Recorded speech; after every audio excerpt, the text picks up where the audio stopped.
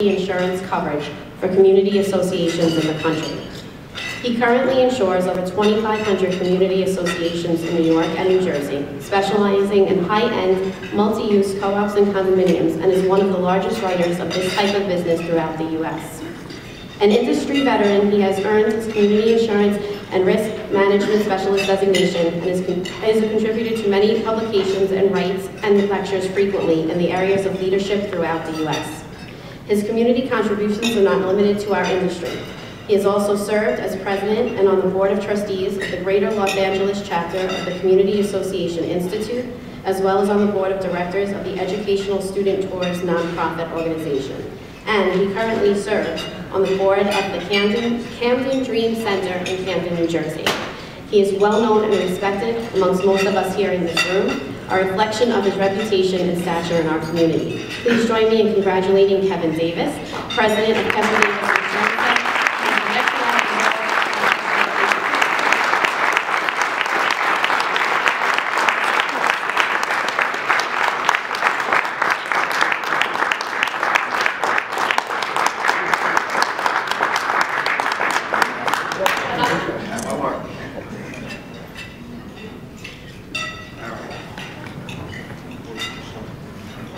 Well, thanks a lot.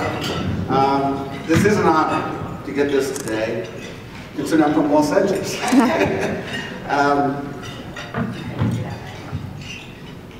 New York City is my second home.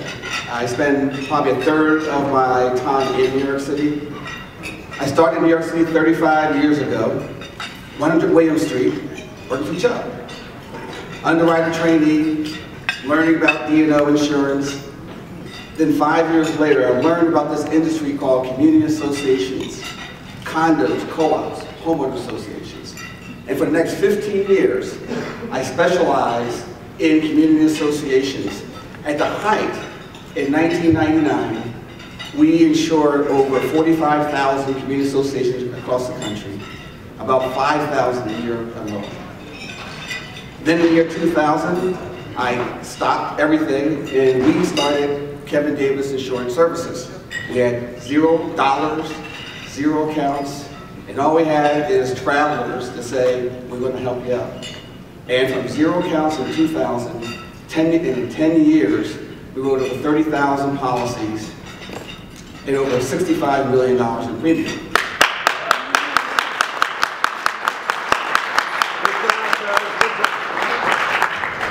We write all the New York City co-ops, Park Avenue, Fifth Avenue, East End, West End. We specialize in New York City. We love New York City.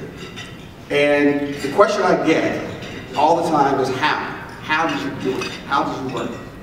Considering I was born and raised in Camden, New Jersey. I spent the 60s in Camden, New Jersey. Well, first thing is you have a good structure. You have a good support structure. I have my parents here, my mother and father's here, my brother and my cousins, who made a huge difference.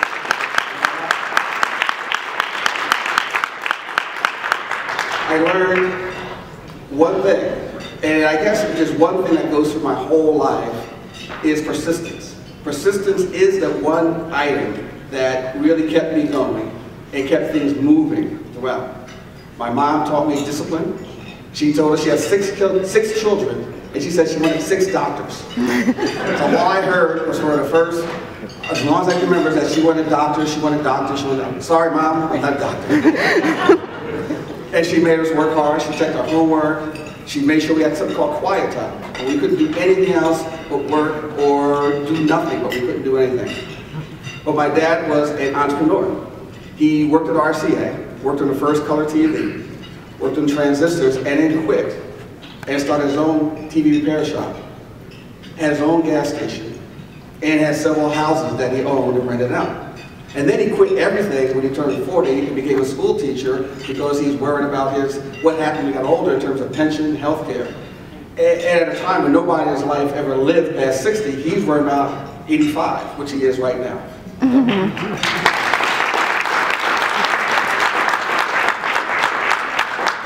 But the hardest part was growing up in Camden from 1965 to 1970, when we watched the deterioration of the city.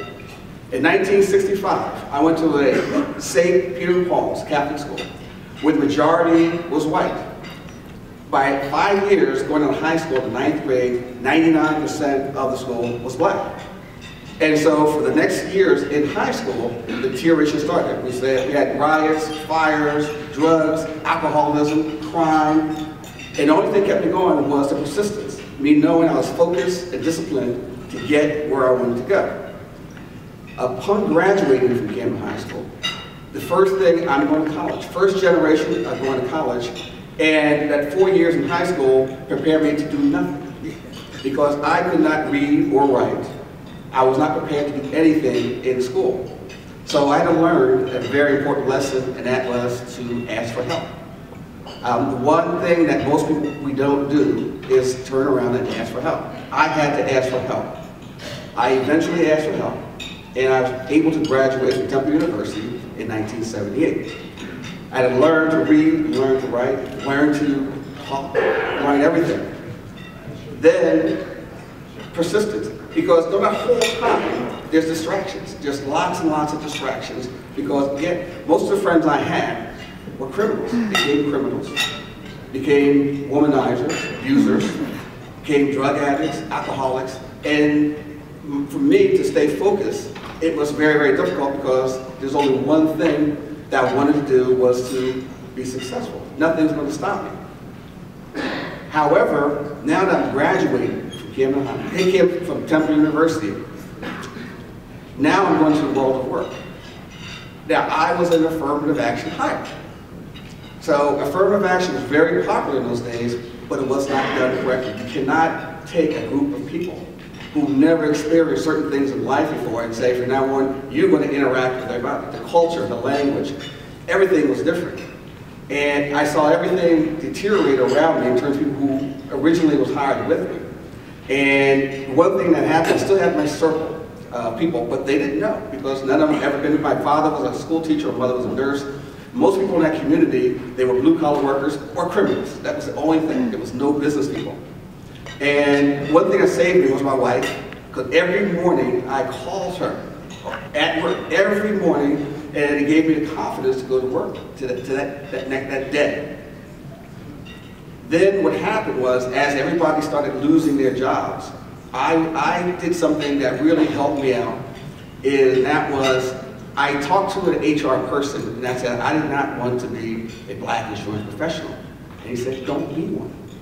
And from that day forward, I stopped being a black insurance professional, but an insurance professional. That's why this award is important to me.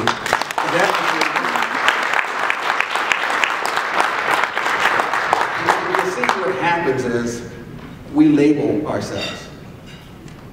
We label ourselves as being the black or white or Hispanic, and once you label yourself, not only do you judge, but you judge yourself. And you have a certain perception of yourself that makes it very, very difficult to do things. Once you stop labeling, all this stuff is over. When I took my son, we had lunch on Sunday, and a waitress came by. And first thing I do, and I do it all the time, ask what their name is. She said her name's Megan. So now Megan can have some water. Now, there's a difference between asking Megan for some water versus the waitress who's working hard for tips. That's the difference. See, you learn to talk to people by their names. I'll talk to Chuck, or Al, or Kathy, or Eric over here. They've never been those guys from New York. I never say my wife, she, because if you start using she or they, you objectify them. You're never going to get mad at my daughter Kimberly, but my kids are pain in the butt. You got to use the name. And that was, if you talk about professionalism and something that has made a difference in my life, it is recognizing people for individuals based on their merits, as opposed to individuals based on anything else. I don't care if you're a doctor, you're a lawyer, you're a property manager, you're an insurance professional. You base them on their merits, and that in itself has made a difference. So the secret really is, one thing is persistence, number one, but treating people as individuals. Got rid of all the labels. I don't treat anybody with labels. If you don't treat anybody with labels, you don't judge. If you don't judge, you treat everybody a lot better. We judge. We judge everybody based on he is a she is this, she is that. So that's why this is very important to me, because I got this as an insurance professional, working very, very hard as an insurance professional, but not as a Black American professional. Thank you very much.